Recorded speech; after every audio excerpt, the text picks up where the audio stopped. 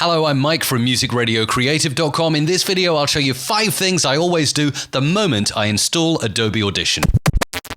So you've just installed Adobe Audition for the first time, or you're getting started again after an upgrade or deleting the app. Well, how can you optimize your experience? 5 things I do right now in Audition. And the first thing, number 1, is Workspace. Tidy it up. First of all, I'll drag in an audio file so you can see it in waveform. There it is. I want to close down the Essential Sound panel. It's a great tool, especially if you're getting started, but for me, I don't use it in my workflow. It gives me more real estate on my screen.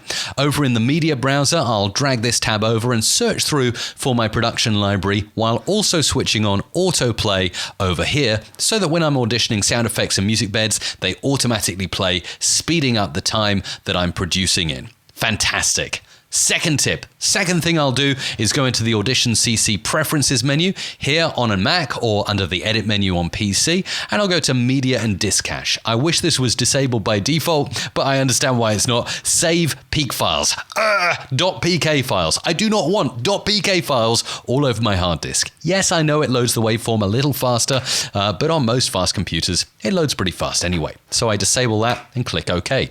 The third thing I do, and this is a pretty easy thing to implement, is changing the playhead behavior. Let's play this music bed.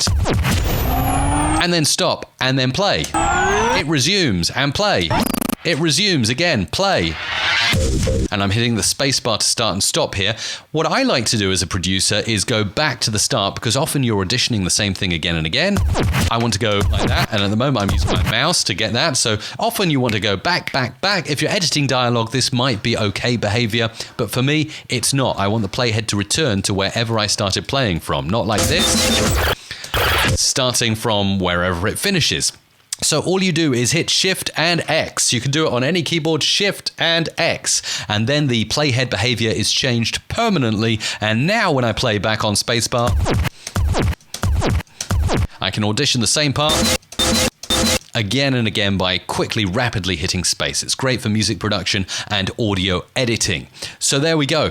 The fourth thing that I will do is assign a number of hotkeys. I will show you my favorite hotkey that I always assign. It's an absolute must in my opinion.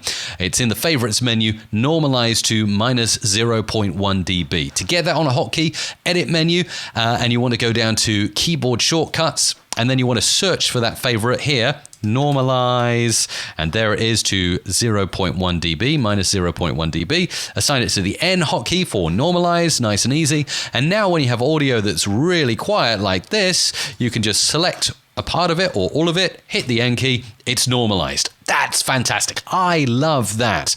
And then we'll get on to the final thing. So far, I've covered number 1, organizing your workspace. Number 2, switching off PK files. Number 3, Shift and X to change your playhead behavior. Number 4, assigning hotkeys, in particular normalize. And number 5 is having a template for your multi-track sessions. Usually when you start a new multi-track session like this, you'll go OK, and it will give you just a blank template with no presets. Well, I have my Adobe Audition presets right here. You can purchase them at mrc.fm/presets. They're the exact template that I use every day to produce audio here at Music Radio Creative.